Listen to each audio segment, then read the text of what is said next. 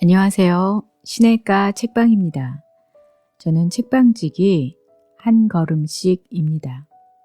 오늘은 지난 시간에 이어 크레이그 바르톨로뮤와 마이클 고인이 지은 성경은 드라마다 중에서 사막을 정리해서 읽어드리도록 하겠습니다.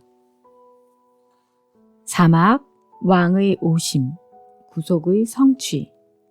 예수님은 그분의 삶을 통해 하나님 나라를 알리셨다. 하나님 나라에 대한 유대인들의 기대. 예수님의 사역은 그 전체가 하나님 나라라는 핵심 주제로 우리의 시선을 향하게 한다. 예수님은 이스라엘에 하나님 나라가 도래했을 뿐 아니라 그것이 그분 자신 안에 도래했다고 주장하셨다.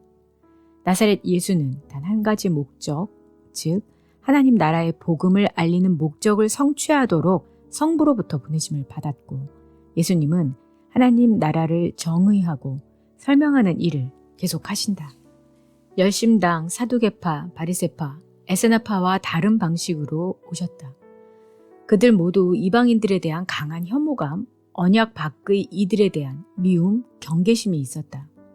사랑과 고난의 길, 적을 멸망시키는 대신 사랑하는, 보복하는 대신 무조건적으로 용서하는, 힘을 사용하는 대신 기꺼이 고난받는, 미움과 복수를 찬양하는 대신 화평케 하는 자를 축복하는 길을 선택하셨다. 하나님 나라 사역을 위해 준비되시다. 생애 초기, 세례, 시험.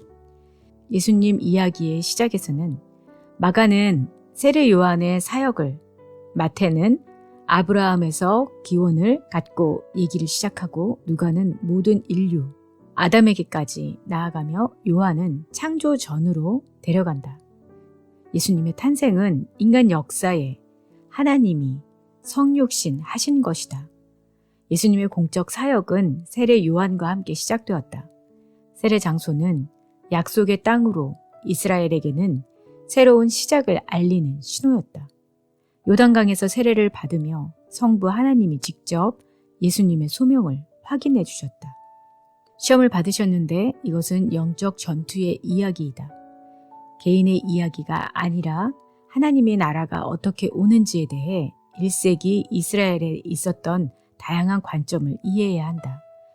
메시아로서 취할 수 있던 세 가지 길이 있었는데, 첫째는 민중주의의 길, 돌덩이가 떡덩이가 되라고 얘기하는 것을 통해 알 수 있다.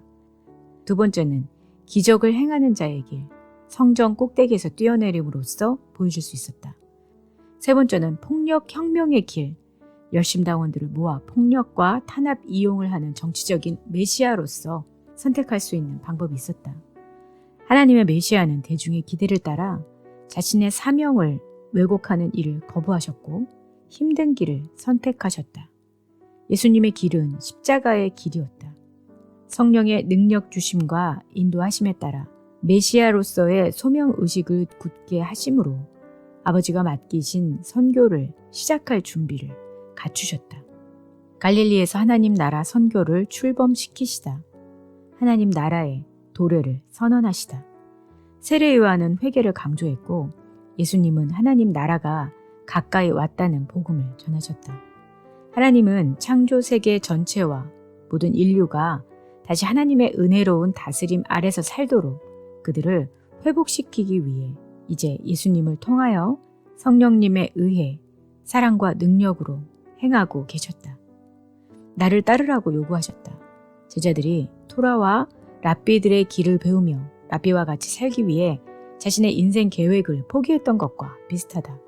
그분을 따르기로 결심한 이들의 삶은 토라가 아니라 예수님 자신을 중심에 두는 삶, 전적인 헌신과 절대적인 충성을 요구하셨다. 권능의 사역을 통해 하나님 나라를 드러내시다.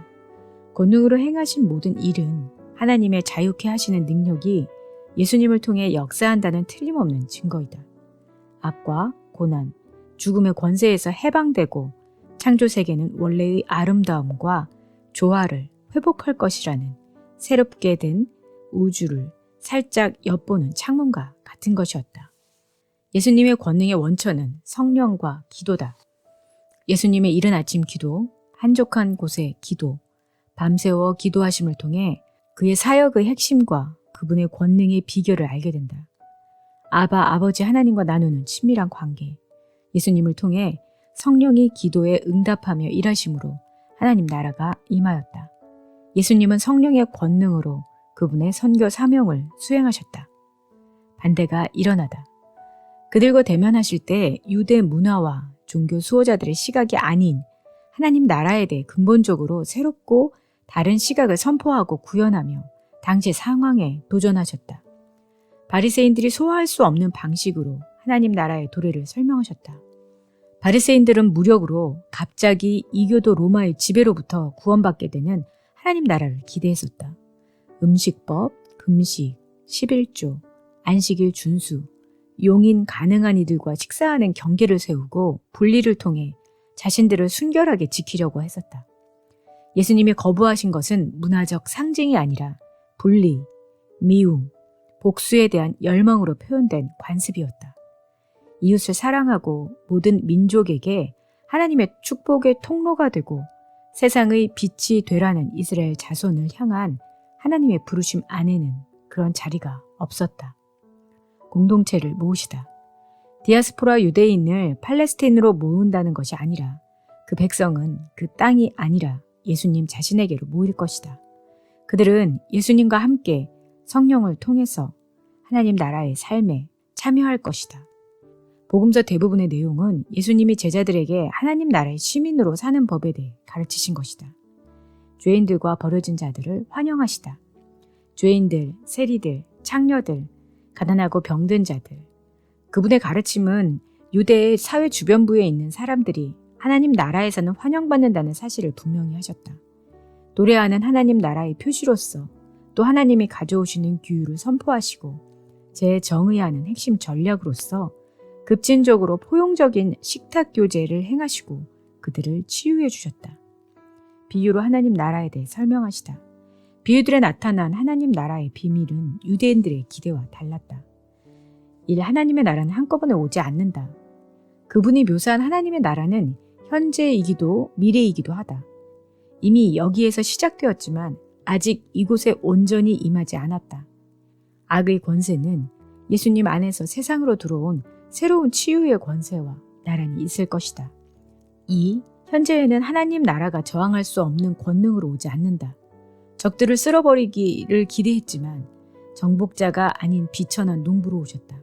하나님의 나라는 비천하고 약한 모습으로 숨겨졌다. 3. 하나님 나라의 마지막 심판은 미래의 일로 유보되어 있다. 즉시 심판이 임하기를 기대했으나 심판이 연기되어 있었다. 양과 염소는 나중에 분류되며 그분은 현재의 준비됨과 신실함을 강조하셨다. 4. 하나님 나라의 완전한 계시가 연기된 것은 현 세대 동안 많은 사람들이 그 안으로 들어오도록 하기 위해서다. 갈릴리 밖으로 다니시다. 두 가지 사건에 주목을 해야 하는데 베드로가 예수님을 메시아로 고백한 것과 예수님의 변화산 사건으로 신적 영광을 보여주신 것이다. 이방 지역에 머무르시다. 그들은 이방인들이 사는 땅까지도 오염됐다고 생각했었다. 정결을 위해 분리를 했으나 주님은 정결 규례들의 참된 의미와 상황을 회복해 주셨다. 예수님은 누구신가? 주는 그리스도신이다. 마가복음 8장 그리스도는 기름 부음 받은 자. 구약시대에는 제사장이나 왕이나 선지자같이 어떤 특별한 직책을 맡기 위해 기름 부음을 받았다. 정한 임무를 수행하도록 하나님이 그 사람을 특별히 택하시고 준비시키셨다는 것이다. 하나님의 아들, 하나님 아버지와의 특별하고 친밀한 관계와 메시아로서 완수할 특별한 그분의 임무는 유일하며 배타적이다. 하나님이 직접 변화산에서 하나님의 아들이라고 말씀하셨다. 인자 같으니 다니엘 7장 영광과 권세와 능력을 지닌 이스라엘의 메시아를 그린 선지자적 비전이었다. 예루살렘을 향해 올라가시다. 출발 후 제자 사역의 두 가지 주제는 고난의 필요성과 제자들이 치를 대가였다. 십자가의 길. 예수님은 고난, 버림받음, 배신, 죽음을 가르치시나 이해하지 못했다. 유대인들은 예루살렘에서 하나님의 군대와 이방인의 군대의 군사적 전투를 예상했으나 예수님은 원수를 죽임으로써가 아니라 그분 자신이 죽임을 당하시고 자기 생명을 십자가에 내주심으로써 그 전투에서 승리하실 것이다. 십자가의 길을 따르는 제자. 제자의 길은 대가를 치러야 하는 길이다. 예수님과 하나님의 나라를 향한 전적인 헌신과 온전히 몸을 바치는 충성을 요구하신다. 자신을 사랑하듯이 이웃을 사랑해야 한다. 예루살렘에서 하나님 나라의 사명을 완결지으시다. 도래할 하나님의 나라를 상징적으로 보여주는 3가지 인상적인 행동을 하셨다. 다가올 일들을 묘사하고 예언적으로 메시아로서 행동하신 것이다. 1. 나귀를 타고 예루살렘에 들어가시다. 온유하고 겸손한 왕으로서의 오심을 강조한 것이다. 2. 성전을 심판하시다. 성전 사건은 열매 맺지 못한 민족에 대한 심판을 상징하는 메시아적이고 예언적인 행위다. 이스라엘 자신들이 선택받은 것에 대해 세상이 빛이 되라는 부르심에 순종하는 대신 그것을 분리주의적 특권으로 바꿨다. 유대인들은 마카베오처럼 성전에서 무력을 행사하여 성전을 깨끗하게 하실 것으로 기대했으나 예수님은 그렇게 행동하시지 않으셨다. 3. 자신의 죽음을 상징적으로 나타내시다. 마지막 식사의 중요한 상징, 내 피, 내 몸, 유월절의 이야기와 예수님 자신의 두 이야기를 하나로 엮으셨다.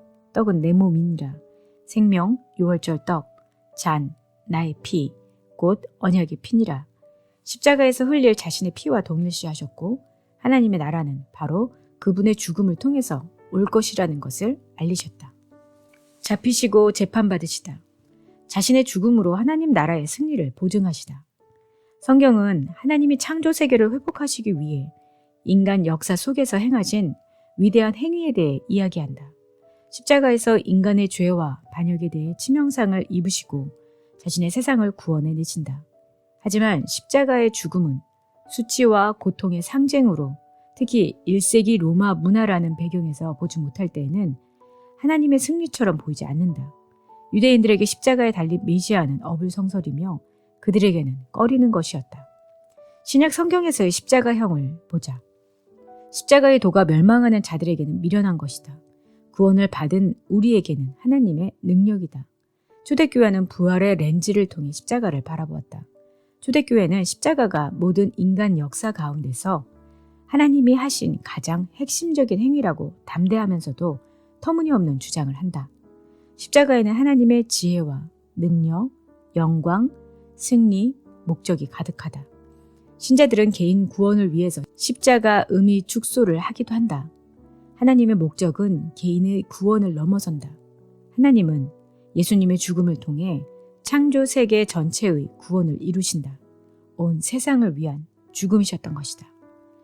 마가는 희생적 제자도로 따를 새로운 공동체를 구원 주기 위한 수단이라고 보았고, 마태는 자신이 왕이라는 그분을 주장을 증명하고 모든 민족을 위한 새로운 질서가 도래케 한다고 얘기했으며, 누가는 정의 추구는 사탄의 대적을 불러오고 십자가의 죽음이 반드시 필요했으며 세계 역사의 중심 사건이었다고 얘기했다. 요한은 높임 받으심이라는 관점에서 십자가를 해석함으로써 십자가 스캔들을 극복했다. 십자가의 죽음은 하나님과 사탄과의 영적 전투의 결정적 승리이며 희생이고 인간의 대표 이미지다. 예수님이 부활을 통해 하나님 나라의 문을 여시다. 죽은 자 가운데서 다시 살아나시다. 유대인에게 역사의 중간에 어떤 사람이 부활한다는 개념은 상상할 수도 없는 일이었었다. 제자들은 예수님이 살아나셨음을 몹시도 믿고 슬퍼하는 순진하고 잘 속는 제자들의 모습이 아니라 예수님의 나타나심으로 인해 점차 그 진리를 확신하게 되는 아주 회의적인 제자들이었다. 유대 사상에서의 부활을 보면 유대 문헌에서 비유적으로 처음이 나오는데, 에스겔서 37장에 보면 포로 생활에서의 귀환한 이스라엘의 갱신을 묘사하기 위해서 개인에게 일어나는 것이 아니라 하나님 나라와 백성 공동체 전체가 온전히 회복되는 것이라고 보았다.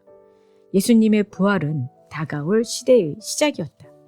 초대교회는 예수님의 부활을 복음으로, 우주적인 결과를 수반한 사건으로, 하나님이 창조 세계를 새롭게 하시는 일의 시작으로 기쁘게 선포했다. 요한복음 11장에서 그분의 부활, 예수님을 믿는 사람은 누구든지 그분의 부활 안에서 살 것이며 그분의 부활에 참여할 것이라고 했다.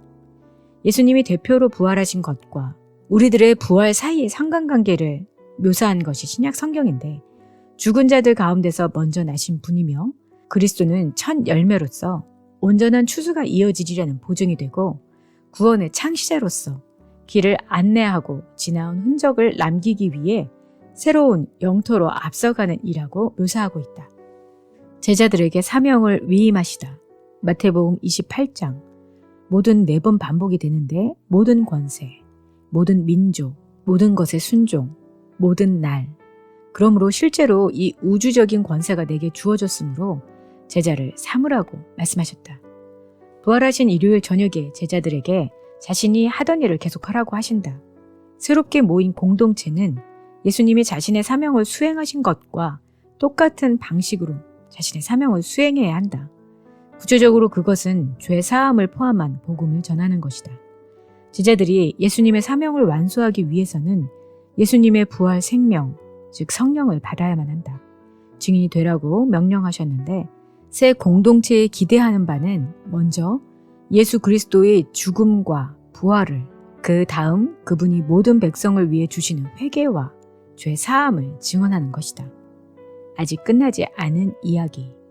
예수님이 역사 속으로 들어오신 것, 즉 이 땅에서 그분의 삶, 죽음, 죽은 자 가운데서 부활하심이 성경 이야기의 절정이다. 하나님 나라의 도래가 즉시 이루어지지 않는다면 그 다음에는 어떻게 해야 하는가? 그 사이에 예수님의 제자들은 어떻게 살아야 하는가? 그들은, 그리고 우리는 무엇을 해야 하는가?